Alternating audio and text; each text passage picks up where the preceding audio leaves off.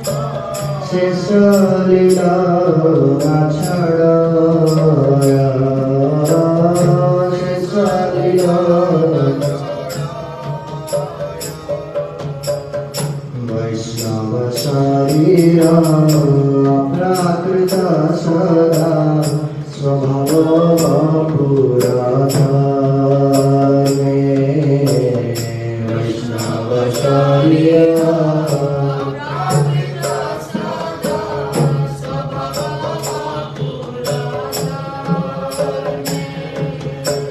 कभू नहीं जड़ा तथापि ये निंदे कभू नहीं जड़ा तथापि ये पड़े से भी समाधर में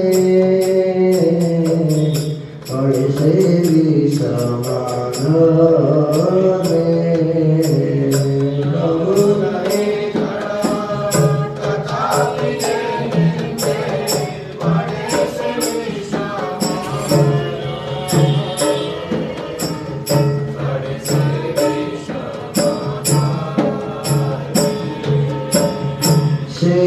अपराधे मेरा यातना पाए जीव विराता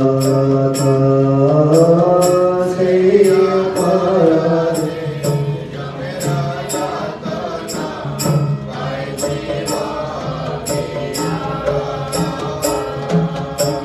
हे नंद नंदना से अपराधे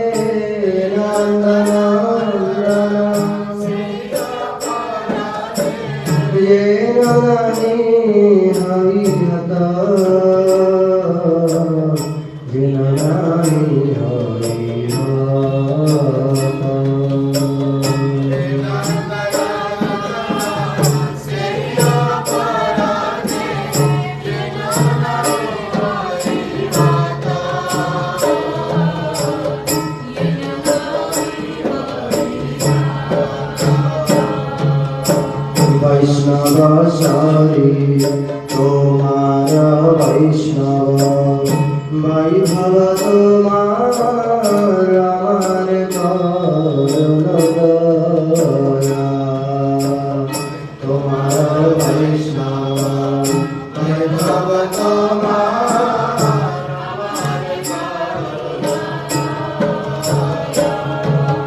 तबे मोरा गति हवे तव प्रति तबे मोरा गति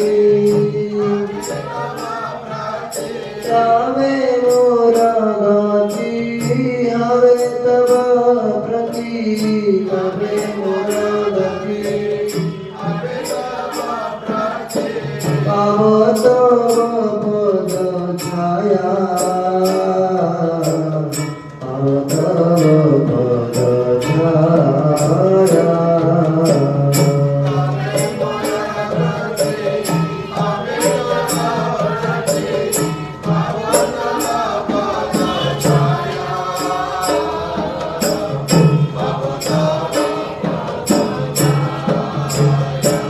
हरि निराधर्मागत जाह्नवी शरीरे अंगवेलाभिष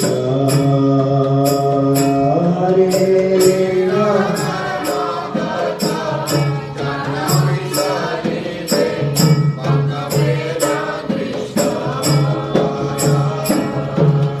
तथापि कखनो ब्रह्मग्रव धर्म तथापि शेष लीला छड़ा जय वैष्णव ठाकुर जय वैष्णव ठाकुर कृष्ण ठाकुर जय वैष्णव Thakur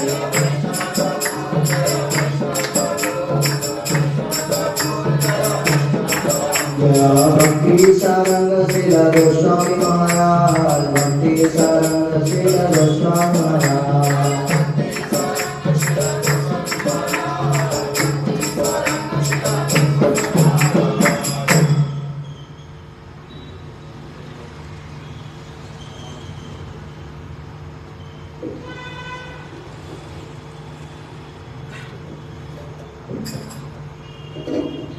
Hare Krishna, Hare Krishna,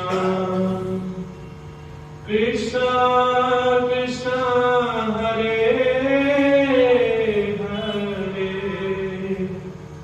Hare Rama, Hare Rama, Rama Rama, Hare Hare, Hare Krishna, Hare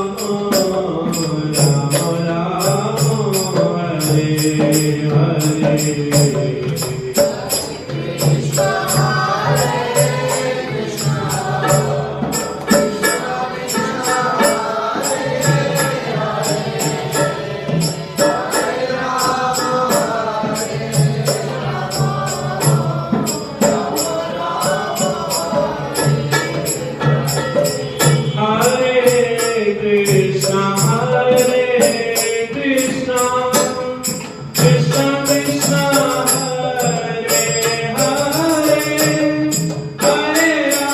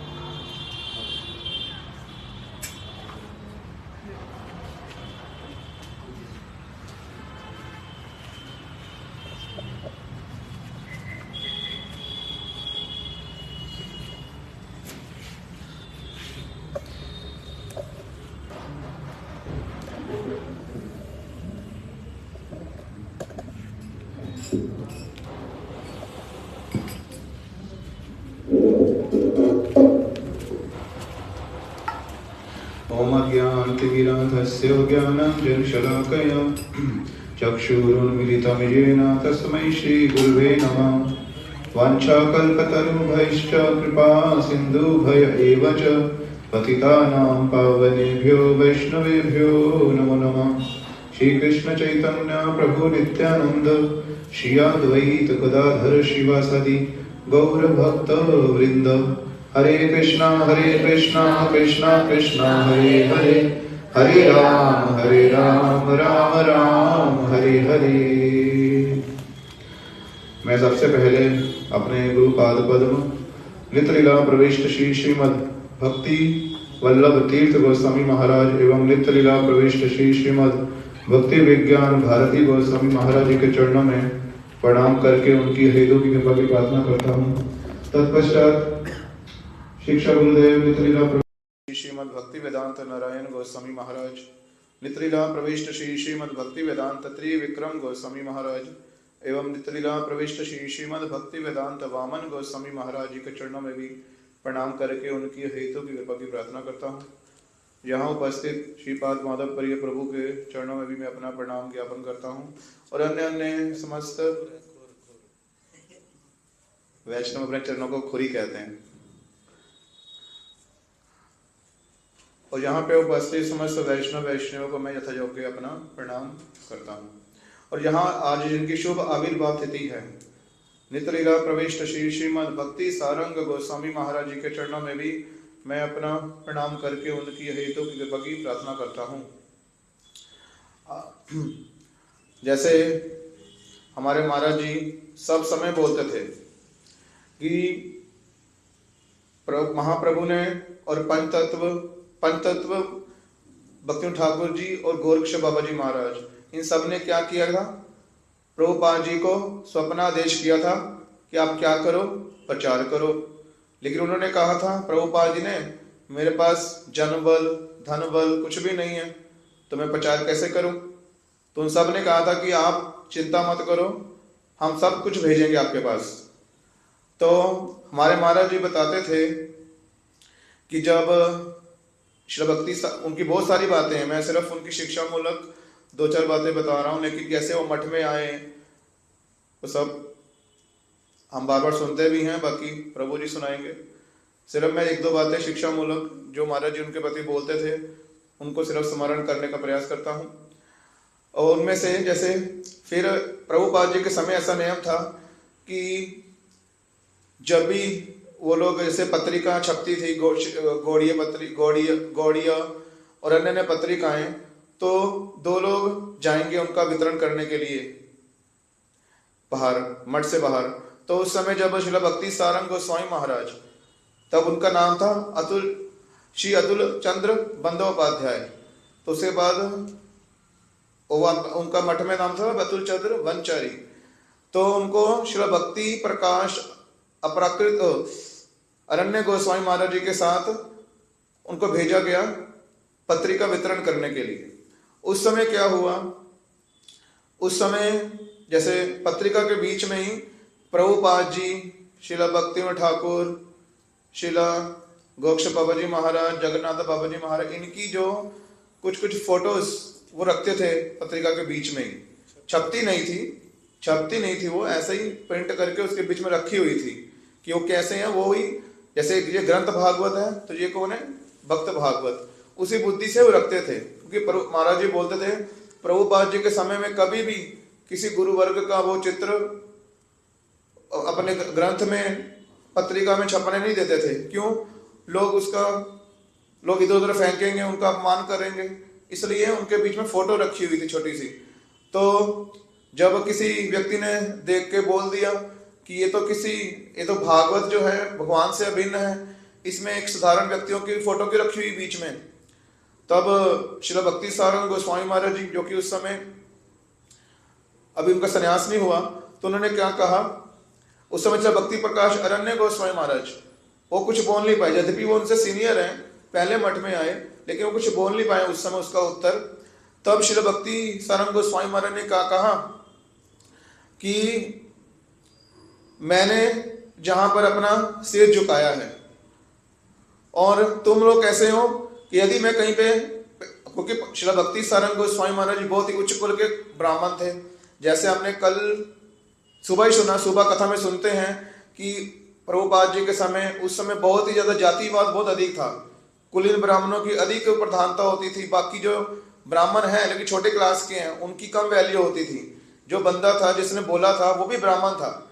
वो कह रहे हैं श्री भक्ति सारंग गोस्वामी महाराज कि मैं जहां पर पेशाब कर दूंगा, तुम्हारे 14 पीढ़ियां उसको पिएंगी, अपने आप को धन्य अनुभव करेंगी, और मैंने जहां पर अपना सिर झुकाया है, तुम क्या कर रहे हो, उनको बोल रहे हो कि ये कोई आम आदमी है। ऐसे जोड़ के बोला उसको, तो कुछ बोल नहीं पाया। तो उसके बाद उसको फिर गुरु तत्व भी समझाया कि कैसे जो भगवान के भक्त होते हैं भगवान से भिन्न होते हैं, क्यों हम उनकी चित्रपट जो ग्रंथ में रखते हैं, वो सब उसको समझाया। और प्रभुपाद जी का एक नियम था कि जब भी लोग प्रचार में जाएंगे, किसी ने क्या बोला, क्या प्रश्न किया, क्या अपने उत्तर दिया, सारी रिपोर्ट प्रभुपाद जी को देनी पड़ेगी जाकर के।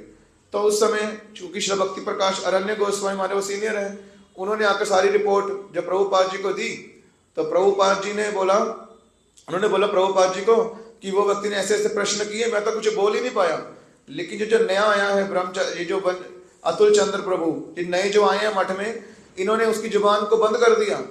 तब ऐसा सुनते ही श्रील भक्ति सिद्धांत सरस्वती गोस्वामी ठाकुर प्रभुपाद जी के आंखों में आंसू आए। उन्होंने क्या बोला, एडमिट किया अपने मुख से कि आज महाप्रभु ने हमारे पक्ष से बोलने के लिए उन्होंने अपना एक जन को भेज दिया मेरे पास। मतलब महाराज जी बोलते थे कि उन्होंने अपने मुख से बोला है। क्यों? भक्ति सारंग गोस्वामी महाराज कौन है? महाप्रभु के भेजे हुए जन हैं, ऐसा महाराज जी उनके बारे में बोलते थे। और उनकी हर एक जो, जैसे उनके बारे में क्या बोला जाता है, एक नाम अप्राकृत भक्ति सारंग गोस्वामी महाराज, कि उनकी क्रियाएं जैसे हमने सुबह भी सुना, अप्राकृत अर्थात देखने में लगते हैं साधारण व्यक्तियों की तरह जैसे हम लोग हैं, लेकिन उनकी क्रियाएं भी देखने में लगती है साधारण व्यक्तियों की तरह। जैसे सुबह हमने सुना आज कि जैसे कृष्ण कैसे लगते हैं, बहुत ही साधारण लीलाएं करते हैं छोटे बच्चे की तरह, जैसे जगत में लोग बच्चे करते हैं, उसी तरह ही इन लोगों की जो चीजें लगती हैं साधारण, लेकिन इनकी जो क्रियाएं साधारण लगने पर भी साधारण नहीं है, ये जगत की नहीं है। कैसी है? अप्राकृत। एक बार उसी वस्तु को ही श्री भक्ति सारंग गोस्वामी महाराज अपने आचरण में करके दिखाया। एक बार कैसे उन्होंने बताया, एक बार क्या हुआ कि उनके मठ में ही उनके शिष्य थे गौरदास, उन्होंने क्या पूछा श्रील भक्ति सारंग गोस्वामी महाराज जी से कि गुरुदेव, एक साधारण व्यक्ति भी क्या नहीं करता। उनके मठ में जब एक बैल का जन्म हुआ, एक गाय ने बच्चा दिया, उसका बैल बन गया, उस समय वो पहले सांड था, तो उसको क्या किया, उसको कुछ क्रिया करके उसको सांड से बैल बना दिया।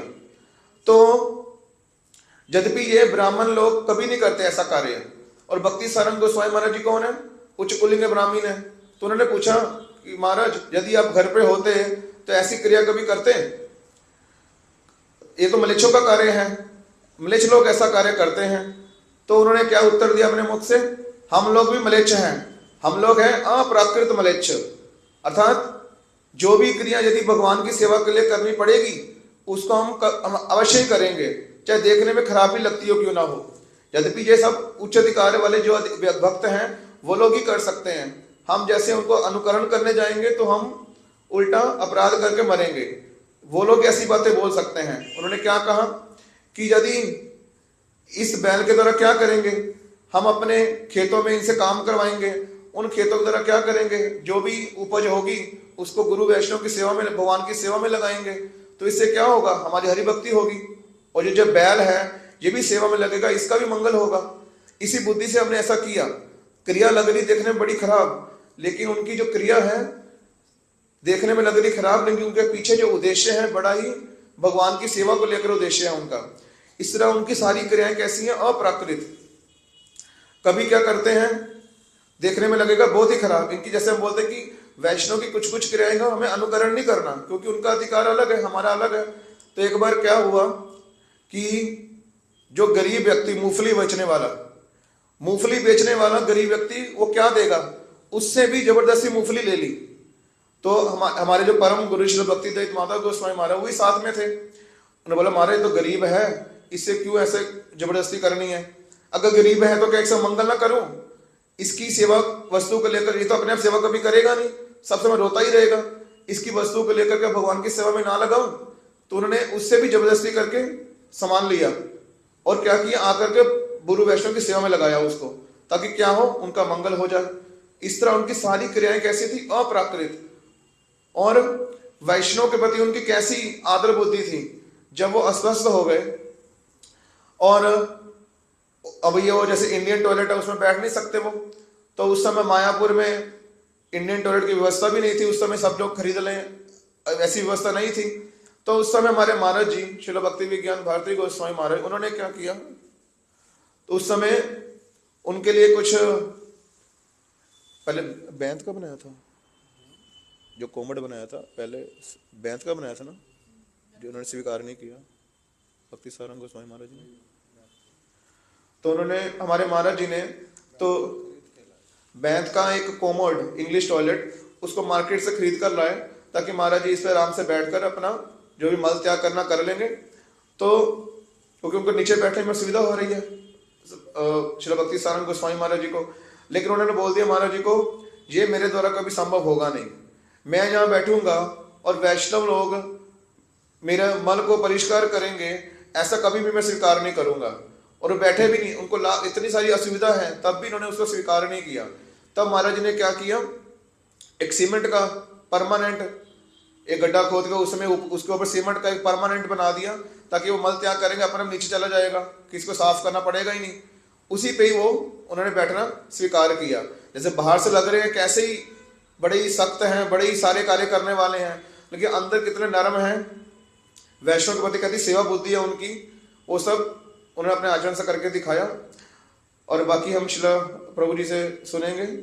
मैं अपनी वाणी को यहीं पे विश्राम देता हूँ और श्रील भक्ति सारंग गोस्वामी महाराज उनके चरणों में ये प्रार्थना करता हूँ, ताकि निष्कपट रूप से सच में मेरे हृदय में भी गुरु वैष्णव के प्रति कुछ श्रद्धा भाव आ जाए, ऐसा वो कृपा करें। वांछा कल्पतरु भयश्च कृपा सिंधु भय एवच पतितानां पावनेभ्यो वैष्णवेभ्यो नमो नमः।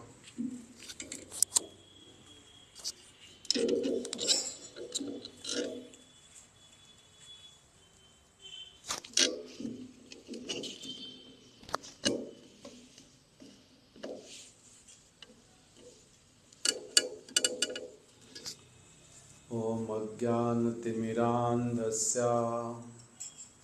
ज्ञानाञ्जनशलाकया चक्षुरुन्मीलितं येन तस्मै श्रीगुरवे नमः। वाञ्छाकल्पतरुभ्यश्च कृपा सिन्धुभ्य एव च पतितानां पावनेभ्यो वैष्णवेभ्यो नमो नमः। श्री कृष्ण चैतन्य प्रभु नित्यानंद श्री अद्वैत गदाधर श्रीवासादि गौर भक्त वृंद। हरे कृष्णा कृष्णा कृष्णा हरे हरे, हरे राम राम राम हरे हरे।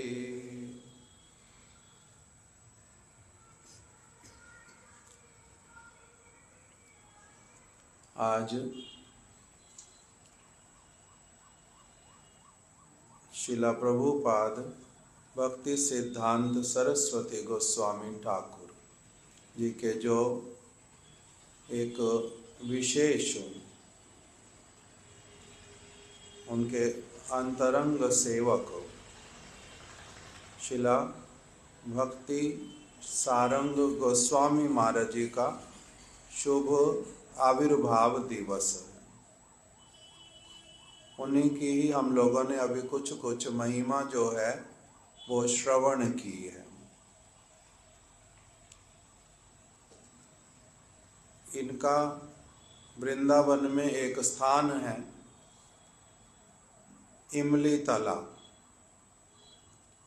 वृंदावन परिक्रमा मार्ग पे इमली तला नामक का जो स्थान है, जहाँ पर श्री चैतन्य महाप्रभु वृंदावन में जब आए थे तो महाप्रभु रहते तो थे अक्रूर घाट पे।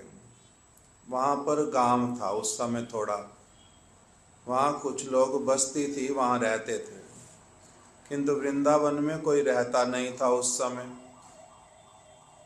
अभी रूप गोस्वामी सनातन गोस्वामी जी भी वृंदावन में आए नहीं हैं। महाप्रभु आए तो अक्रूर घाट में ही उन्होंने अपना वास स्थान जो है वो स्वीकार किया और वहीं से नित्य प्रति आ जाते थे जमुना जी के घाट पर। और इमली का वृक्ष, इमली तला, कृष्ण लीला का इमली का वृक्ष वहाँ पर था। उसी इमली के वृक्ष के नीचे जो तला बना हुआ था, तला बनना मतलब थोड़ा सा मिट्टी से ही चारों तरफ चबूतरे जैसा बना करके ऊपर उठा हुआ स्थान, तो महाप्रभु वहीं पर आकर के प्रतिदिन बैठते थे। वहीं पर बैठ करके आसपास में विचरण करते। वही स्थान वृंदावन का रास स्थली भी है। वहीं पर श्रीमती राधा रानी की, कृष्ण की, सखियों की बहुत सारी लीलाओं का वो स्थान है। बिल्कुल निकट में ही सेवा कुंज, थोड़ी सी दूरी पर ही बिल्कुल निधुवन, इधर से श्रृंगार वट, उधर से द्वादश आदित्य टीला, ये सारे स्थान इसके इर्द गिर्द। तो इसलिए महाप्रभु वहीं पर ही अपना भ्रमण करते और इमली के वृक्ष के नीचे जाकर के बैठ जाते। तो वो स्थान राधा कृष्ण की लीला से संबंधित बहुत विशेष स्थान और साथ ही साथ में श्री चैतन्य महाप्रभु की भी वो बैठने का स्थान। इसीलिए बाद में श्रील भक्ति सारंग गोस्वामी महाराज जी ने वृंदावन में जब अधिक आना जाना किया और गुरुदेव के साथ में एक बार उनके वही इमली तला मठ में हम लोग गए थे। गुरुदेव ने वहाँ पर कथा की थी और वहीं पर बतलाया था कि मेरे सामने ही सामने ये श्रील सारंग गोस्वामी महाराज जी ने स्थान लिया है। उससे पहले ये वाला स्थान जो है बहुत अच्छी स्थिति में नहीं था। यहाँ पर चारों तरफ कूड़ा होता था, करकट होता था और सुअरों का वास था। जब इमली तला तो कब उन्होंने लिया मेरे को पता नहीं वो वाला स्थान, किंतु जब गोपीनाथ भवन वाला स्थान भी खरीदा गया, जो उसका पीछे वाला भाग अभी जिस तरफ रसोई होती है वो सारा कुछ होता है, वहाँ पर बहुत पुरानी कोई दीवार और वहीं पर ही सारे सुअर जो हैं इकट्ठे रहते थे। हम लोगों ने भी उसको देखा 95, 96 इत्यादि के आसपास। बाद में गोपीनाथ भवन खरीदा गया। तो जैसा भी हो, तो गुरुदेव वहाँ पर बतला रहे थे कि ये स्थान बड़ी खराब अवस्था में था, किंतु शिला भक्ति सारंग गोस्वामी महाराज जी ने यही कि महाप्रभु का स्थान है, ऐसे वो स्थान कहीं पर भी ले सकते थे, किंतु उसको अच्छे से देख रेख करना, सफाई करना, ठीक से उसकी व्यवस्था करना, वो सारी की थी शिला भक्ति सारंग गोस्वामी महाराज जी ने। तो इसलिए एक उनका स्थान है कहाँ पर, वृंदावन में इमली तालाब में। उनका श्री विग्रह भी अंदर अभी मंदिर में स्थापित किया, पहले नहीं था, अभी स्थापित कर दिया कुछ वर्षों से। दूसरा उनका स्थान है श्रीधाम मायापुर में। ये सारी बातें हैं उनके शिला प्रभुपाद जी के इस जगत से चले जाने के बाद में। उनके गुरु महाराज जी जब इस जगत से चले गए, तब उसके बाद में अलग अलग सभी गुरु भाइयों को कुछ न कुछ व्यवस्था करनी पड़ी, रहना पड़ा। तो उन्होंने रहना जो है प्रारंभ किया, स्थान स्थान पर प्रचार में जाते थे ऐसे तो। और जो स्थान उन्होंने शिला भक्ति रक्षक श्रीधर गोस्वामी महाराज जी के कहने पर वो उनको बार बार कहते थे कि आप एक स्थान कम से कम मायापुर में करो, एक स्थान मायापुर में करो। और शिला सारंग गोस्वामी महाराज जी वो अपने गुरु भाइयों को कहते थे सभी को, जितना तुम जमीन यहाँ पर देख रेख कर सकते हो, मैं तुम लोगों को उतनी जमीन खरीद के दे देता हूँ यहाँ पर। मैं ही तुम लोगों को जमीन खरीदूंगा, जितनी तुम संभाल सकते। दायित्व लोगे तुम, देख रेख करोगे तुम। अगर तुमने देख रेख नहीं की, तुम्हारी लापरवाही के कारण उस स्थान का कुछ अगर हानि हुआ, तो उसका जो पाप अपराध वो तुम लोगों को लगेगा। बस इतना सा मेरा शर्त है, बाकी जितनी जमीन कहोगे मैं खरीद दूंगा। किस लिए? मैं चाहता हूं यहाँ पर सारे जो प्रभुपाद जी के शिष्य लोग हैं वो अलग अलग स्थान लेकर के भले ही, किंतु जितना संभाल सकते हो उतना स्थान लेकर के रह जाओ, नहीं तो बाद में विधर्मी लोग आकर के इस मायापुर की जो पवित्रता उसको नष्ट करेंगे। इसलिए तुम लोग ले लो, जो जितना चाहता है मैं दिला देता हूँ। इस प्रकार से कहते थे। किस लिए?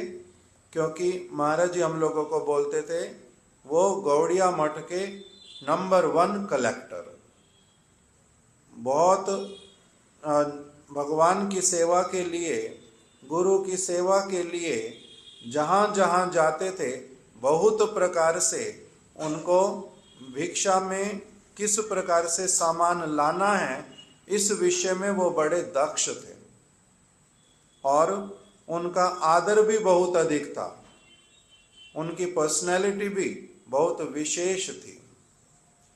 इसलिए उनके वो कहते थे जो जो लेना चाहते हो मैं दिला दूंगा, किंतु करना सेवा प्रभुपाद जी की, महाप्रभु की, तो मैं तुम लोगों को दिला दूंगा।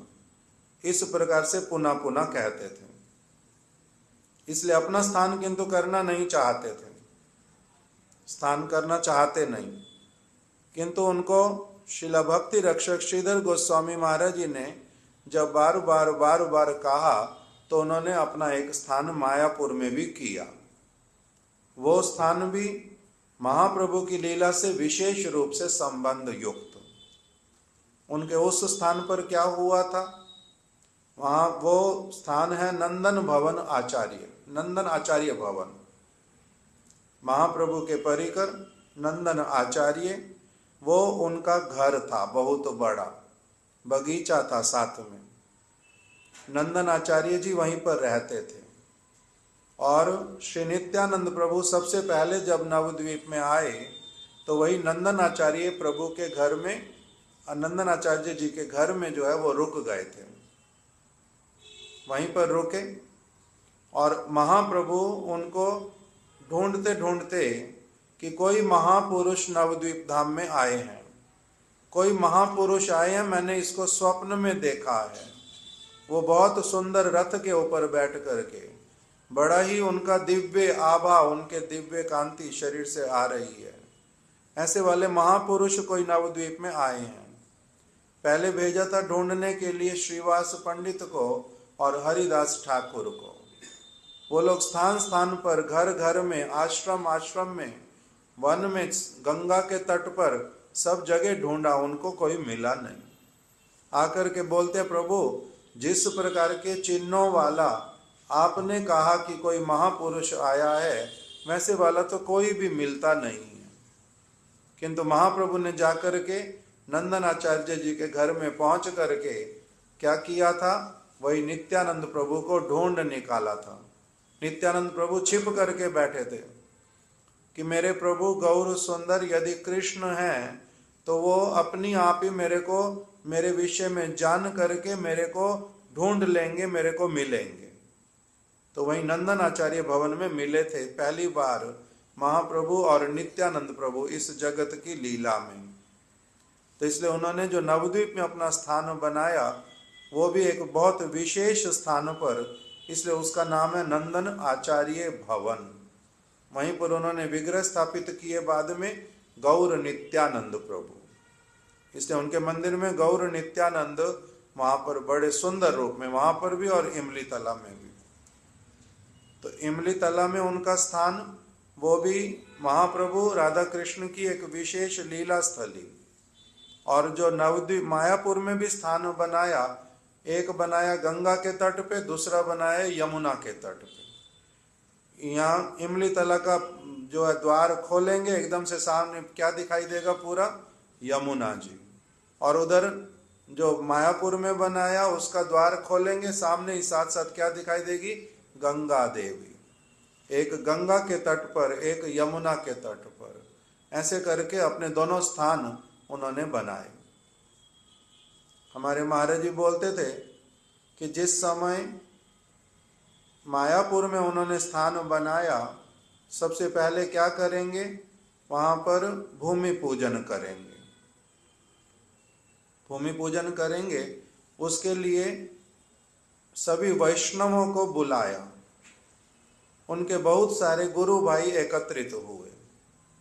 शिला महाराज जी कहते हैं हम लोग भी गए उसमें, हम लोग सेवक थे उस समय, नए नए मठ में आए, हम लोग एकदम सेवक की तरह वहां पर गए। अपने साथ में शतरंजी लेकर के, शतरंजी मतलब दरी बिछाने, वैष्णव लोग आएंगे, दरियों पे बैठेंगे, तो महाराज जी कहते हैं हम लोग अपने चैतन्य गौड़िया मठ से दरियां लेकर के गए और कांसर, घंटा, करताल, मृदंग, ये सारा कुछ लेकर के गए। वहीं पर जाकर के कीर्तन हुआ नंदनाचार्य भवन में। भवन तो उस समय नहीं है, उस समय मिट्टी, पूरा प्लॉट, खाली जमीन। तो वहीं पर ही क्या कर दिया? कीर्तन किया, बहुत सुंदर कथा हुई बहुत देर तक। प्रभुपाद जी के अलग अलग भक्तों ने बड़ी सारी कथा की। उसके बाद में एक एक बतासा बांटा प्रसाद में। कीर्तन हुआ, कथा हुआ और भूमि पूजन का समय है। भूमि पूजन होने के समय में उन्होंने बांटा, एक एक बतासा सबके हाथ में दिया। तो महाराज जी कहते हैं कि उसके बाद में कितने बड़े बड़े उत्सव होते गए स्थान स्थान पर, और हम लोगों ने बड़े उत्सवों में ही भाग लिया, किंतु उस दिन जो वो बतासा खा करके आनंद आया था, वैसे वाला आनंद उसके बाद कभी किसी उत्सव में नहीं आया। किस लिए? क्योंकि ऐसे ऐसे साधु लोग वहां पर, चरित्रवान, बड़े भक्तिमय, उनके हृदय में प्रभुपाद जी के प्रति, महाप्रभु के प्रति, धाम के प्रति, वैष्णवों के प्रति कदापि कोई संशय नहीं। बड़े उन्नत प्रवृत्ति वाले, प्रकृति वाले भक्त लोग, वो जब सारे इकट्ठे हुए, उन्होंने जिस प्रकार का कीर्तन किया, जैसी कथा हुई, उसने इतना अधिक आनंद प्रदान किया, ऐसा बल प्रदान किया कि प्रसाद क्या मिला क्या नहीं मिला उस तरफ ध्यान ही नहीं गया। वही मिलने पर ही बड़ा आनंद हुआ। और बाद में बड़े उत्सव होते हैं, किंतु उसमें उस प्रकार का आनंद नहीं है। तो ये महाराज जी स्मरण करते थे कि शिला सारंग गोस्वामी महाराज जी के मठ में कैसे कैसे ये भूमि पूजन हुआ था। तो उनके दोनों स्थान बहुत विशेष स्थान, दोनों स्थानों पर उनका समाधि मंदिर भी है अभी, वृंदावन में भी और मायापुर में। मायापुर में मूल समाधि मंदिर, यहाँ पर पुष्प समाधि वृंदावन में, दोनों स्थानों पर ही उनका समाधि है। और महाराज जी बोलते थे उनके विषय में, उनके प्रति एक विशेष, प्रभुपाद जी के बहुत सारे शिष्यों के प्रति ही महाराज जी का बड़ा आदर। सारंग गोस्वामी महाराज जी का नाम लेते ही बहुत विशेष प्रकार का आदर। उनके साथ में बड़ा एक, जैसे कि बहुत बड़े पर्सनैलिटी, उनका नाम लेने से, उनके बारे में कुछ भी बोलने से ही बड़े आदर के साथ में उनके विषय में कुछ भी बोलना। आज गुरुदेव की कथा सुन रहे थे सुबह, शिला गुरुदेव ने भी शिला सारंग गोस्वामी महाराज जी के विषय में कथा बोली, वो भी बहुत सुंदर कथा। 1988 में, आज के दिन में ही, जब शिला सारंग गोस्वामी महाराज जी का सेंटेनियल ईयर था, उसी में गुरुदेव ने कथा बोली हुई है वो वाली। तो इसलिए आज वो कथा आई थी व्हाट्सएप में, उसको मैंने सुना था। उसमें गुरुदेव भी बड़े ही आदर के साथ में उनकी बड़ी सारी महिमा का गान कर रहे हैं। कि किस प्रकार से ये लोग प्रभुपाद जी के कितना प्रिय, कितना विश्वसनीय और कैसे दायित्वपूर्ण सेवाएं करने वाले थे। इनके विषय में बतलाया कि किस प्रकार से गुरुदेव बतला रहे हैं कि कैसे ये पहले तो विद्या अध्ययन इत्यादि किया, बहुत उच्च ब्राह्मण कुल में इनका जन्म हुआ। नाम था अतुल चंद्र बंदोपाध्याय। बंदोपाध्याय को साधारण लोग अभी सारे अंग्रेज लोग इतना बड़ा नाम उच्चारण करना नहीं चाहते थे, इसलिए बंदोपाध्याय को उन्होंने कर दिया था बैनर्जी। तो इससे तब से बैनर्जी हो गया बंदोपाध्याय का, चट्टोपाध्याय का चटर्जी, ऐसे करके नाम परिवर्तित हो गए। तो जैसा भी हो, ये बंदोपाध्याय, अतुल चंद्र बंदोपाध्याय, विद्या अध्ययन इत्यादि कर लिया। बाद में इनको जो एक जॉब मिली थी वो थी रेलवे में इंजीनियर की, रेलवे डिपार्टमेंट में। तो जो सबसे पहले इनका पोस्टिंग कर दिया, पोस्टिंग मिला था धानबाद में। अभी भी हम लोग जब कोलकाता जाते हैं वो स्थान रास्ते में पड़ता है, स्टेशन का नाम आता है धानबाद। तो वहीं पर ही इनकी पोस्टिंग हुई एज अ इंजीनियर। वहां पर इनको शिला प्रभुपाद जी के दो जो शिष्य लोग, उनका संग मिल गया सबसे पहले। उनमें से एक का नाम श्री निशिकांत सन्याल, वो अध्यापक के पद पर आसीन थे।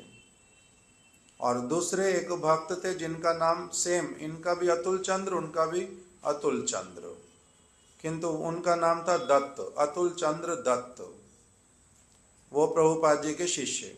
तो इनका वहां पर पहले थोड़ा संग हो गया, उनकी कथा सुनते रहे, प्रभुपाद जी के विषय में भी सुनते रहे। और एक दिन श्री अतुल चंद्र, दोनों अतुल चंद्र इकट्ठे जो हैं ये आ गए श्रीधाम मायापुर में प्रभुपाद जी के दर्शन करने। उस समय आने में इनको देरी हुई गाड़ी से।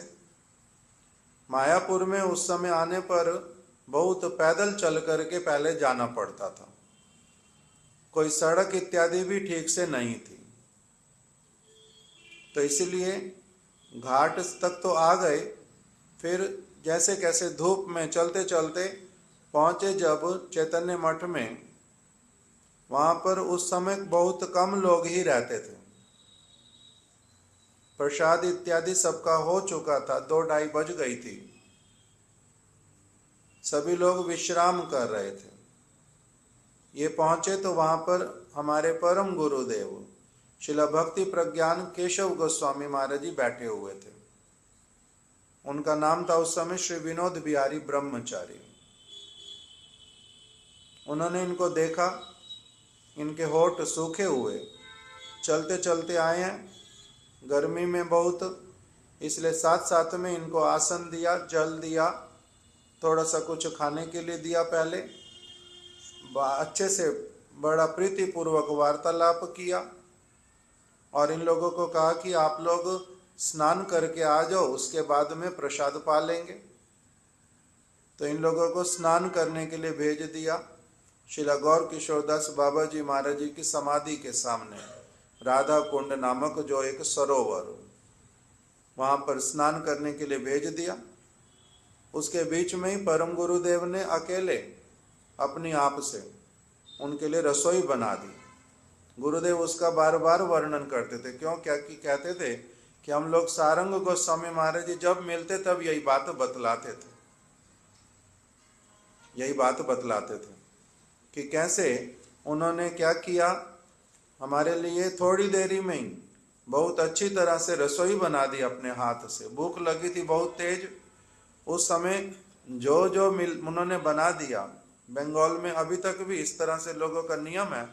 वो कैसे बनाते हैं, चीज जल्दी बनानी हो तो चावल ये पहले सबसे पहले पानी गर्म रख देते, अच्छी तरह से पानी गर्म हो जाए, उसी बीच में चावल धो लेंगे, चावल को पानी में डाल दिया गर्म होने पर, आलू को लेकर के जल्दी जल्दी छील दिया, वो भी उसी में डाल दिए पूरे पूरे साबुत आलू। फिर उसी के बीच में ही एक बहुत बड़ा, बहुत पतला महीन एकदम कपड़ा, उसी में दाल को बांध करके वो भी उसी पानी में ही डाल देते। तो एक साथ में सारा कुछ क्या हो जाता है, बॉईल हो जाता है एक ही पानी में, देर लगेगी नहीं। उसी प्रकार से उन्होंने, परम गुरुदेव ने उन लोगों के लिए प्रसाद तैयार कर दिया। प्रसाद पाया इनको।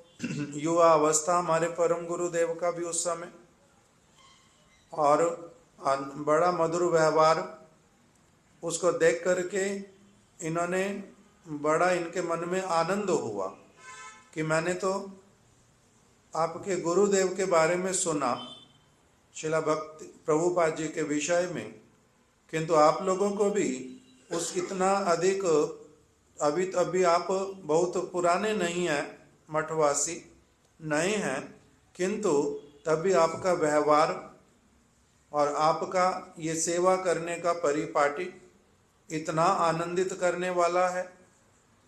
मैं यहाँ पर आकर के बड़ा प्रसन्न हुआ। बाद में फिर प्रभुपाद जी का दर्शन हुआ, कथा सुनी। गुरुदेव इस विषय में बतला रहे हैं कि कुछ दिन तक वहां पर मायापुर में इन्होंने वास किया और सुबह शाम प्रभुपाद जी की बड़ी अच्छी तरह से हरि कथा को श्रवण किया। गीता, भागवत, महाभारत ये बचपन से ही सुनते हुए आ रहे थे। घर में माता पिता ने ऐसे वाला संस्कार दिया था, और अध्यापकों के साथ में भी उसी प्रकार की चर्चा होती थी। उस समय गीता इत्यादि की चर्चा अध्यापक लोग भी करते थे छात्रों के साथ में। उसके बाद में जब काम पर भी लगे, तब भी जो अतुल चंद्र दत्त और श्री निशिकांत सन्याल इत्यादि भक्तों के साथ में कथा होती थी। तो इसलिए अभी यहाँ पर आकर के जब प्रभुपाद जी की कथा सुननी प्रारंभ की, मनुष्य जीवन का उद्देश्य क्या है, जीवन जो है वो पानी के बुलबुले के समान है, कब समाप्त हो जाएगा बिल्कुल पता नहीं है। भगवान का भजन जितना शीघ्र अच्छी तरह से करना चाहिए, भजन करने के लिए ही जीवन है, बाकी सारी चीजें सारे जन्मों में मिलती हैं। इस प्रकार की सारी बातें श्रवण करते करते कि पशुओं की तरह जीवन व्यतीत कर देना, ये बहुत बड़ा हानि होगा मनुष्य का। इसलिए मनुष्य को अच्छी तरह से समझना चाहिए कि मेरा जीवन केवल आहार, निद्रा, भय, मैथुन के लिए नहीं है। भगवान की वार्ता को अच्छी तरह से श्रवण करना चाहिए। ये सारी बातें निर्दया माध्यम सुलभम सुदुर्लभम प्लवम सुकल्पम गुरु कर्ण धारम मयानुकूलेन नवस्तेषाम तेरितम पुमान भवाब्दिम ना तरेत सा आत्मा। कि जो व्यक्ति मनुष्य शरीर प्राप्त करके और फिर कोई अच्छे संस्कारों के कारण साधु गुरु से मिलने के बाद में ये भगवान की कृपा बहुत बड़ी कि मनुष्य जन्म प्राप्त करके उसको ये सुयोग मिल जाए। अगर एक व्यक्ति भगवान की इस कृपा को प्राप्त करके भी जो उसको भव सागर से दूसरी तरफ लेके जाना चाहती है, अगर एक व्यक्ति तब भी तरने का प्रयास नहीं करे तो उसको कहते हैं आत्मा, अपनी ही आत्मा का हनन करने वाला, आत्मघाती। इस प्रकार की सारी प्रभुपाद जी की बड़ी विशेष विशेष जो कथाएं, उसको श्रवण करके इनके मन में जो है वैराग्य हुआ नहीं, मंत्र हुआ नहीं, किंतु हृदय में पूरी तरह से आ गया कि यही तो स्थान है जहाँ मेरे को शरणागत होना, यही तो स्थान है जहाँ पर मेरे को अपने आत्म कल्याण के लिए सारा संधान अच्छे से प्राप्त होगा। यही स्थान तो है जहाँ पर गीता और भागवत की वास्तविक गूढ़ शिक्षाओं को मैं प्राप्त कर पाऊंगा। इस तरह से भावना लेकर के उन्होंने क्या किया, अपना हृदय तो छूट गया उनका, कहाँ पर, मायापुर में, और शरीर से चले गए धानबाद में। वहाँ पर कुछ समय तक रहे, किंतु वहाँ जाने से पहले मायापुर से उन्होंने क्या किया, हमारे परम गुरुदेव को कहा कि देखो भाई, मैं हर महीने तुम लोगों के पास में 5 रुपए भेजूंगा, मैं तुम्हारे पास 5 रुपए भेजूंगा हर महीने, भगवान की, प्रभुपाद जी की, वैष्णवों की सेवा के लिए। तुम लोग सेवा कर रहे हो इतनी अच्छी तरह से, इसलिए मैं सेवा करूंगा। मैं तो अभी तो पूरी तरह से आ नहीं सकता, मेरा तो काम है, और इसलिए मैं जो कमाई करता हूँ उसमें से 5 रुपए मैं यहाँ पर सेवा के लिए भेजूंगा। तो गुरुदेव कहते थे उस समय 5 रुपए बहुत ज़्यादा होते थे, उसके द्वारा बहुत दिनों का, 15-20 दिन का चावल, सब्जी, सारा कुछ खरीदना हो जाता था, सारा कुछ उसमें आ जाता था। 5 रुपए बहुत होते थे। इनके साथ में जो आए थे, जो प्रभुपाद जी के शिष्य थे, अतुल चंद्र दत्त, वो इनसे बड़ी पोस्ट पर थे, रेलवे में ही। गुरुदेव कह रहे हैं, उन्होंने कहा मैं 1 रुपया ना 2 रुपये हर महीने भेजूंगा, किंतु इन्होंने कहा मैं 5 रुपये भेजूंगा। तो इस तरह से इन्होंने वहीं से ही सेवा करनी प्रारंभ की। और कुछ समय के बाद में फिर इस बात को हमारे महाराज जी बतला रहे हैं, गुरुदेव अलग तरह से भी बतला रहे हैं, अलग तरह से तो नहीं, उसका व्याख्या करते हुए अलग एक दृष्टिकोण से। महाराज जी बोलते थे, उन्होंने क्या किया, इन्होंने पहले मठवासियों को बतला दिया कि मैं अब इच्छा कर रहा हूं कि मैं अपना नौकरी छोड़ करके मैं मठ में आ जाऊं, मैं पूरी तरह से मठ में रहूंगा। तो ये बात गुरुदेव बोलते थे। गुरुदेव कह रहे हैं कि फिर मठवासी लोगों को चिंता हो गई कि ये लोग 5 रुपये ये व्यक्ति भेजता है हर महीने, हमारा कितना सारा काम चलता है उसके द्वारा, अब ये बोल रहे हैं मैं नौकरी छोड़ के आ जाऊंगा, हमारे 5 रुपये मारे गए। और उसके बाद में फिर ये यहाँ पर रहेंगे, उल्टा हम लोगों को इनकी सारी व्यवस्था करनी पड़ेगी। क्यों? क्योंकि ये तो बाबू हैं, इसलिए इनके लिए सेवा भी अलग प्रकार की हमें करनी पड़ेगी, ऐसे वाला उनके मन में आया। तो गुरुदेव कह रहे हैं ऊपर से तो कुछ बोल नहीं सकते, किंतु अंदर अंदर में ये बात चलती है।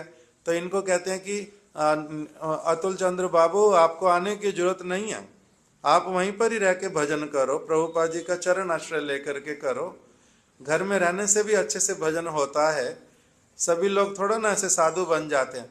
तो वो कहते हैं कि देखो भाई, मैं तुम लोगों की बात समझ रहा हूं, तुम लोग क्यों कह रहे हो वो मैं समझ रहा हूं, किंतु तुम लोग चिंता नहीं करो, मेरे नहीं आने से केवल 5 रुपये भेज पाता हूं, किंतु मेरी इच्छा है बहुत अधिक सेवा करने की, इसीलिए जब मैं वहां पर आ जाऊंगा मैं बहुत और अच्छी तरह से सेवा कर पाऊंगा, इसलिए आना चाहता हूं, आप लोग घबराना नहीं इसमें। इस प्रकार से उन्होंने कहा। दूसरा, हमारे महाराज जी बोलते थे कि जब वो आए, क्योंकि वो तो अपने घर पर नहीं रहते थे, जहाँ पर जॉब करते थे वहीं गवर्नमेंट ने उनको क्वार्टर दे के रखा था, रेलवे क्वार्टर मिला हुआ था धानबाद में। वहीं पर उनके घर पर प्रभुपाद जी भी एक बार गए थे, धानबाद में प्रचार के उद्देश्य से गए, और वहीं पर इनके वाले घर में ही रहे, वहीं पर प्रचार किया, अपने भक्तों के साथ में रहे, और इनकी सेवा को प्रभुपाद जी ने ग्रहण किया। इनकी सेवा की परिपाटी, इनका विनयी स्वभाव, बड़े प्रति उत्पन्न बुद्धि, मतलब प्रेजेंस ऑफ माइंड बहुत अधिक हो, तो इसलिए प्रभुपाद जी ने इनको बहुत पसंद किया, इनके प्रति बड़े प्रसन्न हुए, आशीर्वाद किया बहुत। तो थोड़े समय बाद ही इन्होंने निर्णय किया कि अब तो मैं सचमुच में मायापुर में ही चला जाऊंगा, वहीं सेवा करूंगा। तो ट्रक भर करके अपना सारा सामान जो इनके पास था क्वार्टर में, टेबल, चेयर इत्यादि, और जो सारा सामान था A to Z सारा ट्रक में लदवा करके मायापुर में आ गए। तो प्रभुपाद जी ने जब देखा तो उन्होंने कहा कि आप आए बहुत अच्छा, ये सारा सामान लाने की क्या जरूरत थी। तब इन्होंने उत्तर दिया कि उपनिषद में, शास्त्र में इसी प्रकार से कहा है कि यदि गुरु के चरण आश्रय में जाओ तो पीछे का कुछ भी ऐसा छोड़ करके नहीं जाओ जिसका बाद में स्मरण भी आए मन में कि कुछ पीछे है, वो नष्ट तो नहीं हो जाएगा, उसको देखने तो नहीं जाना पड़ेगा, उसका क्या हुआ होगा, ये वाला विचार बिल्कुल भी मन में ना आए। जब पीछे कुछ छोड़ूंगा ही नहीं, तब दिमाग में क्या रहना कि कुछ है और उसकी केयर करूं। इसलिए सारा सामान लेकर के आ गया हूं। तो इस प्रकार से ये आ गए श्रीधाम मायापुर में। इस प्रकार का इनका जीवन का बतलाया। तब फिर उसके बाद में इन्होंने सेवा करनी प्रारंभ की। हमारे महाराज इनके विषय में और एक बात बोलते थे कि शिला भक्ति सारंग गोस्वामी महाराज जी कहते थे कि मैं क्यों मठ में आया हूं, भगवान की सेवा सब जगह मिलती है। मेरे घर में भगवान राधा कृष्ण का मैंने जब से होश संभाला तब से देखता हूं, वहां पर राधा कृष्ण जिनका नाम था श्री श्री श्याम सुंदर, राधा श्याम सुंदर, उनकी सेवा शुरू से देखता आया हूं। उनका स्नान कराए बिना, उनका चरणामृत लिए बिना कभी जीवन में पानी तक भी नहीं पीता था। क्यों? क्योंकि मेरे पिताजी भी ऐसा ही करते थे। घर में विग्रह हैं, उनका सेवा पूजा करके, भोग राख करके, स्नान करा करके, जब तक चरणामृत नहीं लेंगे तब तक तो कुछ खाते नहीं थे। तो मेरा तो बचपन से ही वही स्वभाव बना हुआ था, भगवान को दर्शन करना, प्रणाम करना, परिक्रमा करना, सेवा करना, चरणामृत लेना, उसके बाद में कुछ ग्रहण करना, सारे जीवन का ही अभ्यास था। किंतु मैंने अपने मन में क्या विचार किया, भगवान की सेवा सब जगह मिल जाती है, किंतु भगवान के जो शुद्ध भक्त हैं उनकी सेवा घर पे रहने पर, जहाँ मैं हूँ, अगर इसी तरह से काम में लगा रहा तो मेरी वैष्णव की सेवा बहुत कम ही मेरे भाग्य में आएगी। तो इसलिए मैं अपने भाग्य में मेरी वैष्णव सेवा बहुत अधिक आए, इसीलिए मैंने किया, मैं घर छोड़ करके जहाँ वैष्णव रहते हैं मैं उनके पास में ही पहुंच गया। इसलिए मैं मायापुर में आ गया हूं। तो इसलिए वहां पर उसी तरह से वो सेवा करने लगे। महाराज जी बोलते थे उनकी सेवा क्या है सबसे बड़ी, उनका नाम है नंबर 1 कलेक्टर। एक व्यक्ति के घर पर गए, गुरुदेव ये वाली कथा सुना रहे हैं। एक व्यक्ति के घर पे न दुकान पर कहीं पर गए, वो बहुत धनी व्यक्ति, उसके पास समय नहीं है बिल्कुल भी। ये जाकर के पहुंचे, उन्होंने हाथ जोड़ करके कुछ बोल दिया, ये निकट में बैठ गए। उन्होंने जहाँ बैठने के लिए कहा वहां पर बैठे नहीं, उसके बिल्कुल निकट में बैठे। तो उसने अपने आप ही कि साधु वेश में कोई आया है तो ये क्या कुछ न कुछ भिक्षा मांगने आए होंगे। तो उन्होंने अपने पुत्र को न काम करने वाले को बोल दिया, ये 5 रुपए ला करके इनको दे दो। ये और थोड़ा आगे हो गए, ये नहीं, इन्होंने सिर हिलाया, नहीं। तो कहते 10 रुपए ले लो, 10 रुपए दे दो इनको।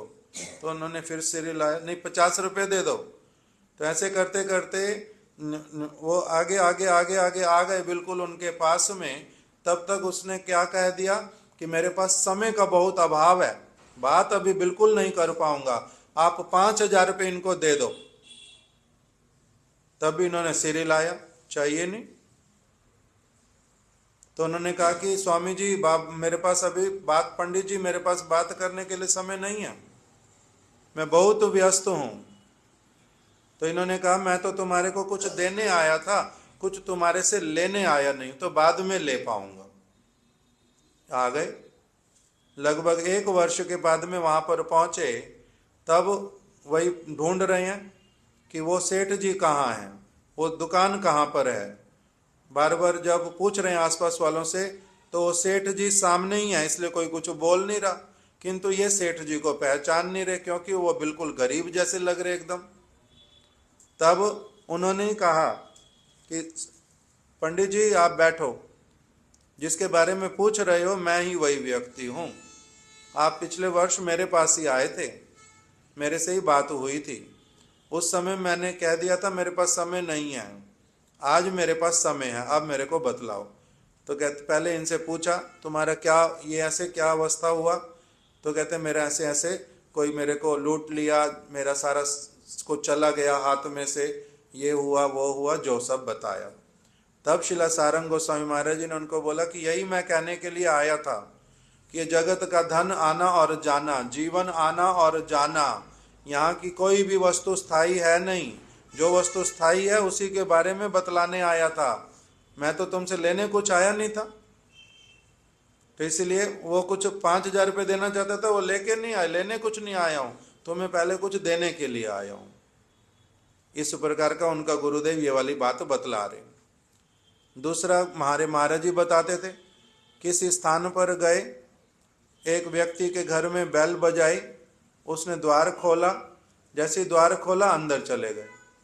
तो कहते हैं कि भैया क्या बात है, अंदर क्यों आ रहे हो?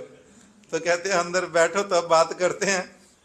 तो वो बोलता है नहीं नहीं, आप पहले बताओ क्या बात है, क्या बात है। तो एक बात तो बताते नहीं, कहते मैं गौड़िया मठ से आया हूँ, कोलकाता की बात, मैं गौड़िया मठ से आया हूँ। तो कहते हैं कि ठीक है बताओ मगर बात क्या है। तो अपनी आप से उनकी चेयर उठा करके उस पर बैठ गए। तो कहते हैं अरे भाई ये क्या जबरदस्ती करते जा रहे हो, पहले तो कोई बात करो, क्या कहना चाहते हो। तो कहते हैं मैं गौड़िया मठ से, क्या मैं सुन लिया गौड़िया मठ से आए हो, मेरी गौड़िया मठ के प्रति कोई श्रद्धा नहीं है, मेरी गौड़िया मठ के प्रति श्रद्धा नहीं है, तो इसलिए बताओ क्या कहना चाहते हो। इसीलिए तो आया हूं तुम्हारी श्रद्धा को उत्पन्न कराने के लिए, तुम्हारी श्रद्धा को उत्पन्न कराने के लिए आया हूं। अगर तुम्हारे में श्रद्धा होती तो मैं एक मुहूर्त में पहले से ही पहचान लेता। तुम्हारे में श्रद्धा नहीं है, वो मैंने पकड़ लिया, इसीलिए तो यहां पर बैठ रहा हूं कि बैठ करके आराम से आपकी श्रद्धा उत्पन्न करवाऊंगा। तो कहते कि बड़ी जबरदस्ती बात है भाई, ये तो मेरी श्रद्धा उत्पन्न करवाओगे। तो कहते हैं हाँ, हम तुमसे कुछ लेने के लिए नहीं आए हैं, हम तुम्हारे को श्रद्धा उत्पन्न कराने के लिए आए हैं। वहां की हम लोग किस लिए हम लोगों ने गौड़िया मठ खोला है, हम लोग सिखा क्या रहे हैं, किसकी बातें बोल रहे हैं, वो सारा कुछ सुनो ध्यान से। थोड़ी देर बैठ के उनको कथा सुनाई। जब देखा कि कुछ अच्छी अच्छी बातें सुन करके वो थोड़ा शांत हो गए हैं, तब कहते हैं कि मैं जा रहा हूं, अगर इच्छा हो तो अपनी आप से गौड़िया मठ में आ जाना। तब फिर देखा कि वो उसी दिन से शाम से ही वहां पर आकर के हर रोज कथा सुनने के लिए आ जाते। तो इस प्रकार से ये श्रद्धा उत्पन्न कैसे करवानी। फिर प्रभुपाद जी को बोलते थे कभी कभी कि प्रभुपाद मैं जाऊंगा भिक्षा करने के लिए। मठ में ऐसे वाले छोटे बालक जिनका कोई विशेष काम नहीं है और आपने उनको किसी सेवा में भी नहीं भेजना, इनको मेरे साथ में भेज दो। क्या करोगे इनका, वो बाद की बात है। उनको अपने साथ लेकर के आ जाते। किसी घर में पहुंच गए और वहां पर वो लोगों ने उनको बोल दिया कि साधु लोग आए हैं, ठीक से व्यवस्था करो बैठाने की। तो उन्होंने अच्छे से इनके लिए ऊपर व्यवस्था कर दी और लोगों के लिए नीचे कर दी। ये छोटे बच्चों को बोलते हैं सब इशारे से, मुख बंद रखना, कुछ बोलना नहीं, जैसा कहूँगा वैसा बिल्कुल कर लेना। तुम लोग ऊपर बैठ जाओ सिंहासन के ऊपर सारे इकट्ठे 3-4 लोग, और मैं बैठूंगा नीचे। खुद बैठ जाते नीचे। बच्चों को बड़ा संकोच होता, ये उनसे बहुत बड़े हर तरह से, किंतु तब भी ये बैठेंगे नीचे। तब उनको नीचे बैठ करके फिर उनको प्रणाम करते, अपना साधु लोगों को मैं प्रणाम कर रहा हूँ।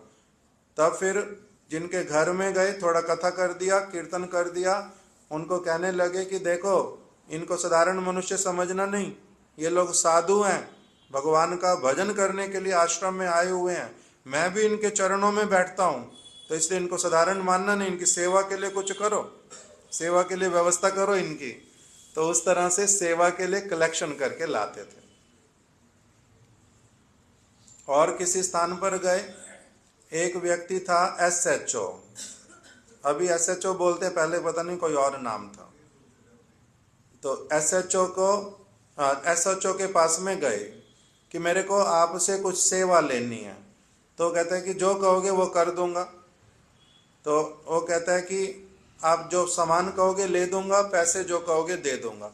तो कहते हैं ना मुझे तुमसे पैसे चाहिए, ना तुम्हारे से कोई सामान चाहिए, आप सिर्फ एक काम करो, जिस जिस दुकानों के ऊपर आपको देखने से लोग डरते हैं कि एसएचओ आ गया, उस दुकान पर मेरे साथ चलो, बस मेरे साथ खड़े हो जाना, भिक्षा के लिए मैं आगे जाऊंगा। तो उनको साथ लेकर के अलग अलग स्थान पर जा करके भिक्षा करके लाते थे। किंतु इस प्रकार का स्वभाव कि जो भी सारा कुछ लाना है उसमें से एक तिल के बराबर भी चीज अपने पास में रखनी नहीं,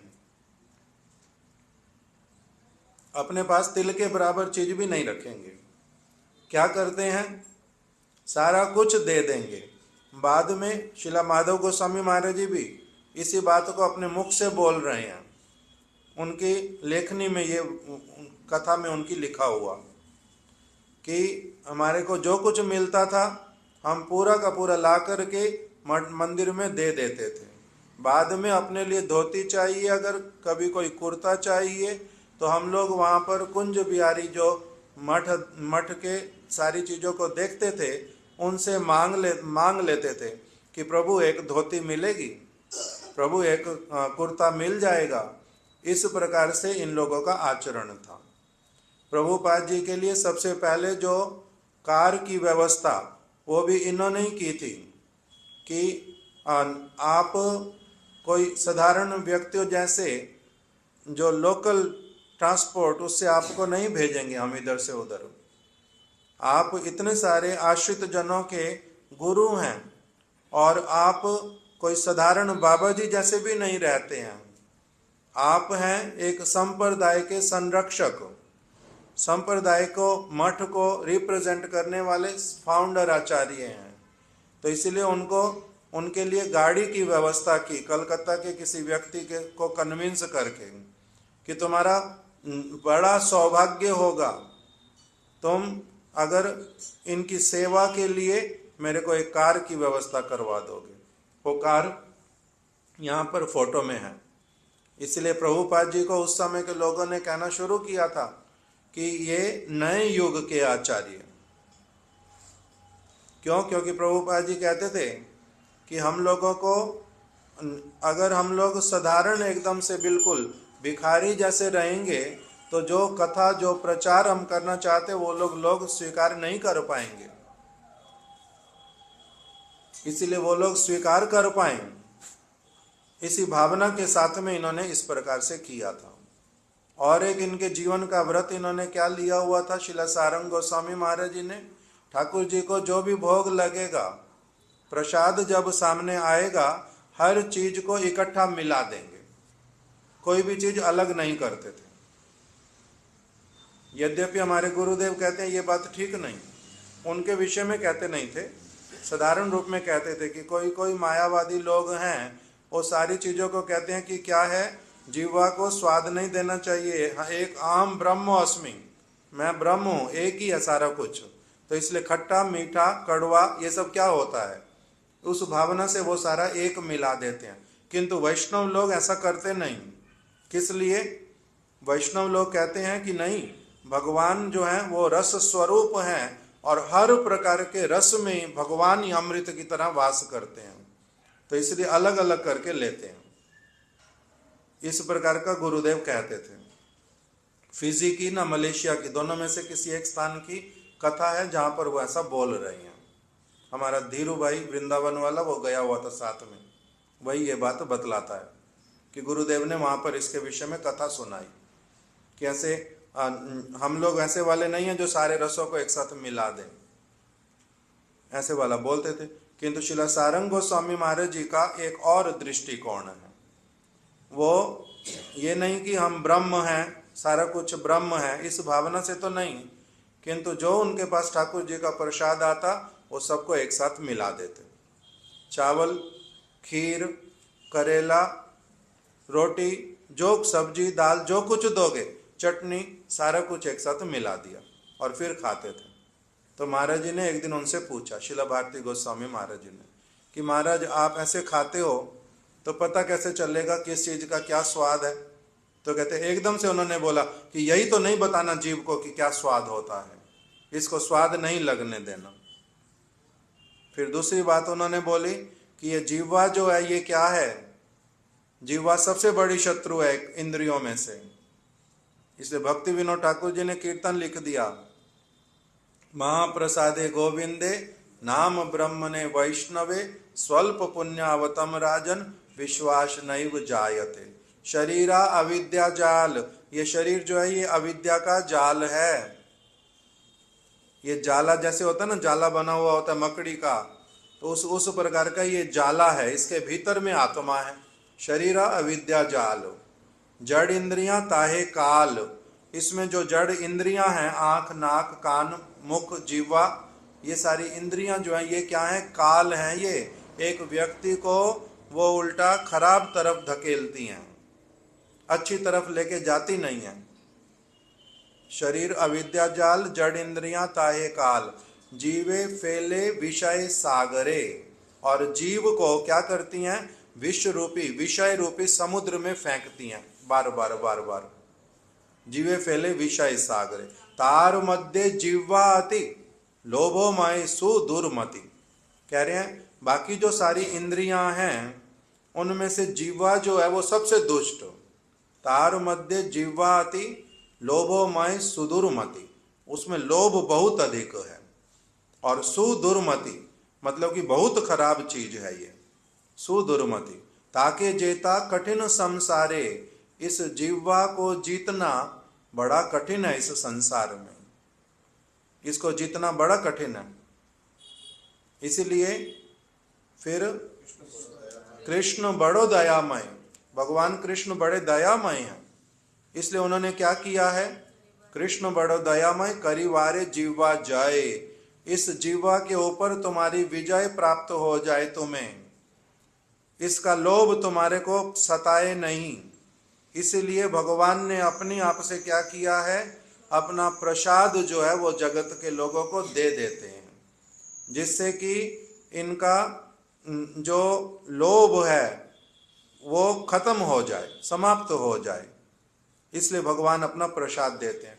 तो इसलिए वो कह रहे हैं भगवान ने अपना प्रसाद दिया, फिर उसमें भी देखो ये क्या है, वो क्या है, वो क्या है, ये कैसा बना, वो अच्छा बना, वही ज्यादा दो, ये वाला कम, मेरे को ये नहीं करना।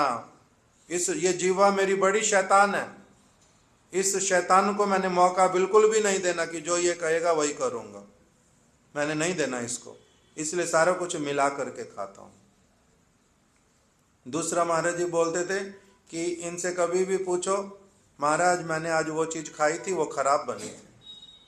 अगर पहले पूछो महाराज आज प्रसाद कैसा था, हर समय बोलते थे बहुत अच्छा महाराज, आज प्रसाद बहुत अच्छा, सब चीज बहुत अच्छी। क्यों? एक तो सारा कुछ मिला दिया, पता कैसे चलेगा? सारा कुछ अच्छा कहते थे, भगवान का प्रसाद खराब, सब कुछ अच्छा, सब कुछ अच्छा। किंतु अगर किसी दूसरे ने बता दिया महाराज ये दाल जो है ना इसमें आज नमक बहुत ज्यादा, अच्छा थोड़ा सा अलग से टेस्ट करवाओ, लेकर के थोड़ा सा खाया, उसमें बहुत नमक है, किसने बनाया था? ये बुलाओ, इस प्रभु को बुलाओ जिसने बनाया था, उसको बुला करके तुम्हारा मरते समय असावधानी से तुमने रसोई बनाई छीन ली जाएगी। 3 दिन तुम्हारे को सौभाग्य नहीं दिया जाएगा राधा कृष्ण की सेवा का। 3 दिन तक पश्चाताप करो, दुखी रहो और बहुत कम खाना, क्योंकि तुमने दाल बनाई, राधा कृष्ण खा नहीं पाए होंगे, उनका उपवास हुआ होगा। 3 दिन उपवास करो, तुम भी कम कम खाओ बहुत, और अच्छे से हरि नाम करो, पश्चाताप करो रोते रोते। जिस सेवा में मैंने क्या कर दिया? असावधानी बरती है, असावधानी बरती है। किसके लिए सेवा कर रहे हो? साधारण व्यक्ति अगर कोई तुम्हारे थोड़ा सा उपकार कर देगा, उसके लिए अच्छी अच्छी चीज बनाओगे, बड़ा मन दे करके बनाओगे। राधा कृष्ण के लिए अच्छे से बना नहीं सकता, मन वहीं दे करके नहीं लगा सकता, क्यों असावधानी बरती? नमक हो कैसे किया ज्यादा तुम्हारा? इसलिए सावधान आगे के लिए, ऐसा करना नहीं, अपराध होता है इससे। इस प्रकार से शासन कर देते थे। तो इस प्रकार की सारी बातें हमारे महाराज उनके विषय में बतलाते थे कि किस प्रकार से बड़े पंचुअल, हर रोज वो चैतन्य गौड़िया मठ में आते थे मायापुर में, उनके मठ से चैतन्य गौड़िया मठ तक वॉक करते करते। शरीर वृद्ध हो गया, वॉक करना है थोड़ी देर, सेवक के कंधे पर हाथ रख करके आते थे। तो एक दिन 5 मिनट पहले आ गए मठ में, तो बाहर दरवाजे पर खड़े होकर के गेट पर जोर से हरे कृष्णा, आज मैं 5 मिनट पहले आ गया हूं, अंदर आ सकता हूं, इस प्रकार से बोलते थे। अर्थात बड़े पंचुअल थे समय के। इस प्रकार का उनका चरित्र, अप्राकृत, उनका प्रभुपाद जी ने नाम दिया था उनको अप्राकृत, भक्ति सारंग। अप्राकृत का मतलब इस जगत के प्राणी जैसे दिखने पर भी इस जगत के प्राणी नहीं है, इनका क्रियाकलाप बिल्कुल अलग जगत का, इसलिए नाम ही उनको दिया अप्राकृत। जब प्रभुपाद जी की पत्रिका छपती थी साप्ताहिक गौड़िया, उसमें लिखा हुआ था तो सबसे पहले इनका नाम संगपति। जो हमारा गौड़िया संघ जो है ये उसके पूरे सबसे बड़े यही है हमारे यहाँ पर, संगपति के नाम से उसमें लिखा हुआ रहता था। और प्रभुपाद जी ने पहले कुछ विदेशों में अपने शिष्यों को भेजा था, यूरोप में, और फिर इच्छा की थी मार्किन देश में क्यों नहीं जाएंगे। मार्किन देश मतलब अभी जिसको रशिया कहते हैं, पहले लोग उसको बोलते थे मार्किन देश। तो मार्किन देश क्यों वंचित रहेगा भगवान की कथा से? यूरोप के लोग क्यों कथा से वंचित रहेंगे? विशेष करके इंग्लैंड के लोग, इनको भगवान की कथा सुनानी चाहिए। किस लिए? क्योंकि इनको केवल मात्र दूसरे देशों को और वहाँ की संपत्ति को केवल लूटने का इनका इच्छा करता है। भगवान की संपत्ति, भगवान के सारे जीव, ये इनके दिमाग में आता नहीं। इनके यहाँ पर चैतन्य महाप्रभु की वाणी का अच्छे से प्रचार करना चाहिए। तो इसलिए विदेशी जमीन पर प्रभुपाद जी ने अपने सेवकों को भेजना प्रारंभ किया था। जब सबको भेजा था, उनको भेजा था क्या कह करके वो तो मैं भूल रहा हूँ, किंतु बाद में फिर इच्छा किया भक्ति सारंग गोस्वामी महाराज जी को भेजेंगे। गोस्वामी महाराज तो बाद में नाम हुआ था, अप्राकृत भक्ति सारंग प्रभु, इनको भेजेंगे विदेश में। तो इनको क्या कह करके भेजें कि ये कौन आ रहे हैं, तब इनको एक स्पेशल नाम दिया, सबसे डिस्कस करके अच्छी तरह से कि इनको क्या कह करके भेजें। उसमें फिर इनके लिए उपाधि लिख करके भेजी प्रभुपाद जी ने अपने हाथ से, क्या? Missionary incharge. हमारा जो मिशन है उस मिशन के इंचार्ज, मिशनरी इंचार्ज को हम लोग भेज रहे हैं। तो इस प्रकार से ये जो श्री भक्ति सारंग गोस्वामी महाराज बहुत विशेष प्रकार की सेवाएं करने वाले, इनका बड़ा सारा और भी जो जीवन की बड़ी सारी सेवाओं की बातें इन ग्रंथों में लिखी हुई, अभी किंतु समय हो गया आज, इसलिए यहीं पर ही रख देते हैं। श्रीला भक्ति सारंग गोस्वामी महाराज की जय। उनकी शुभ आविर्भाव तिथि महामहोत्सव की जय। तिथि पालनकारी समस्त भक्त वृंद की जय। गौर प्रेमानंदे हरि हरि बोल। वांछा कल्प तरुभ्यश्च कृपा सिंधुभ्य एव च पतितानां पावनेभ्यो वैष्णवेभ्यो नमो नमः। अभी सभी यहीं पर आ जाओ, पहले आरती कर लेंगे, उसके बाद में फिर प्रसाद लें।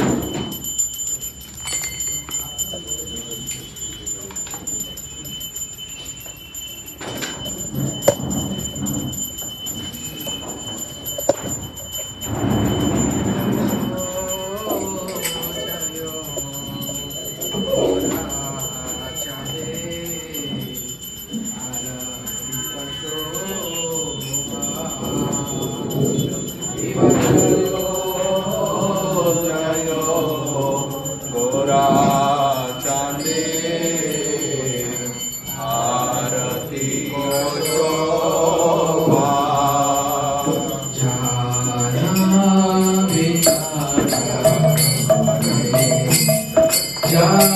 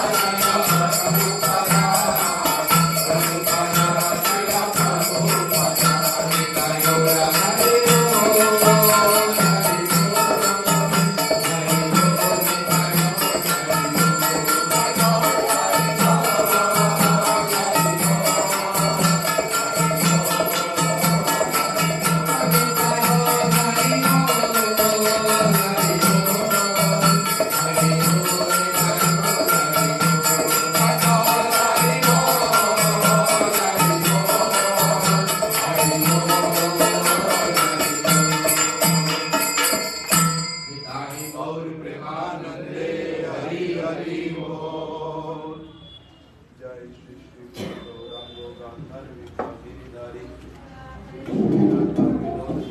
श्री श्री राधा माधव जो की जय। सर्व विष्णु श्री गिरिराज गोवर्धन महाराज की जय।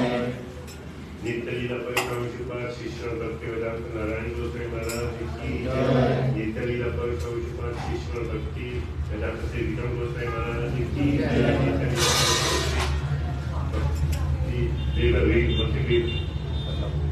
भक्ति वाला तीर्थ गोसाई महाराज की जय। भक्ति दिगर भारती गोसाई महाराज की जय। दिगर भक्तिवेदांत वामन गोसाई महाराज की जय। भक्ति वेदांत स्वामी महाराज की जय। नित्य भक्ति देता माधव गोसाई भक्ति देता माधव गोसाई महाराज की जय। भक्ति प्रमोद पुरी गोसाई महाराज की जय। भक्ति तेजन केशव गोसाई महाराज की जय। भक्ति शरण गोसाई महाराज की जय। शुभ अभिवादी जी महामहोत्सव की जय। भक्ति सिद्धार्थ सत्संग प्रभुपाद की जय। वैराग्य मूर्ति श्री गोकृष्णदास जी महाराज की जय। श्री रत्न ठाकुर की जय। वैष्णव सर्वभूत श्री जगन्नाथ जी महाराज की जय। गौड़िया वल्लभाचार्य कुलदेव विष्णु प्रभु की जय। श्री विश्वनाथ चक्रवर्ती ठाकुर की जय। श्री नरोत्तम श्रीनिवास समुद्र प्रभुसाई की जय। कृष्ण स्टेटस गोसाई प्रभु की जय। श्री रूप सनातन रघुनाथ श्री जीवन गोपाल दर्शन गोसाई प्रभु की जय। श्री सर्व दामोदर राम प्रसाद विद्य की जय। नामचार्य साईदास ठाकुर की जय। प्रेम से गौर श्री कृष्ण चैतन्य प्रभु नित्यानंद श्री अद्वैतनाथ श्री गोपंत विद्य की जय। श्री महापुर श्रीमती गौतम महादेव गौरजी तुलसी तरुणजी गौतम कृष्ण श्री नदी धाम की जय। श्री श्री राधा कृष्ण गोप गोपी वृंदावनंद की जय। श्याम को राधा को यमुना तुलसी भक्ति देवी की जय। जगन्नाथ सुभद्रा जो की जय। नरसिंह भगवान की जय। महाराज की जय। चार संप्रदाय की जय। चार संप्रदायाचार्य की जय। माता जी जगन्नाथ की जय। केशव जी गणों सबू की जय। ऐनम संकीर्तन की जय। वैष्णविंद की जय। भक्त वृंद की जय। श्रीपाद भक्तिवेदांत सिद्धार्थ महाराज की जय। गोप विनंती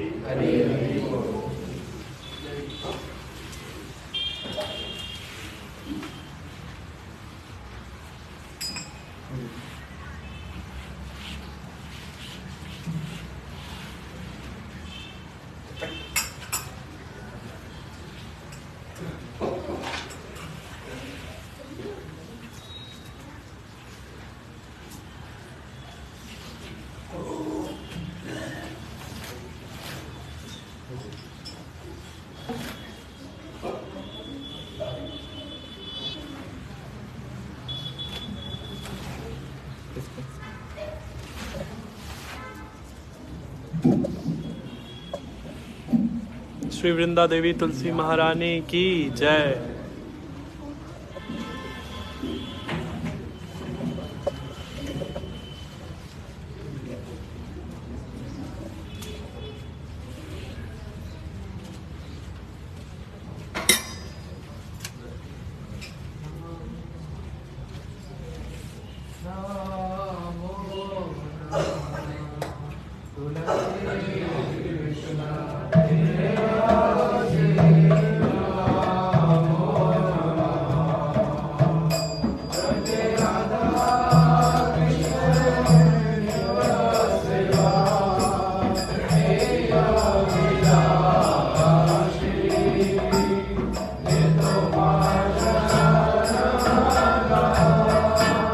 Jai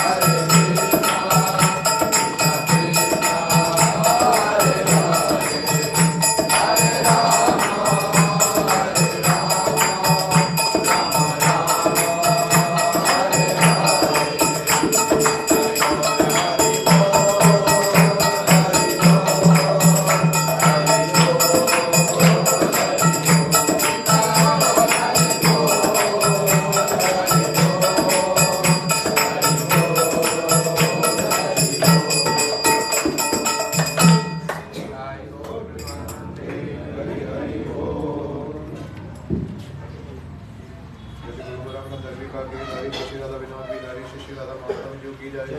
श्री वृंदा देवी तुलसी महाराज की जय। सर्वभीष्ट प्रदाता श्री गिरिराज गोवर्धन महाराज की जय। श्री गुरु पाद पद्म की जय। श्री तुलसी परिक्रमा की जय। मंदिर परिक्रमा की जय। परिक्रमाकारी भक्तवृंद की जय। इस लीला प्रविष्ट श्री शिव भक्ति सारंग गोस्वामी महाराज की जय। गणेश आविर्भाव तिथि पूजा महोत्सव की जय। श्री गौड़ीय वेदांत प्रकाशन की जय। संस्थापकाचार्य श्री श्रीमद् भक्ति वेदांत नारायण गोस्वामी महाराज की जय। श्रीला प्रभुपाद की जय।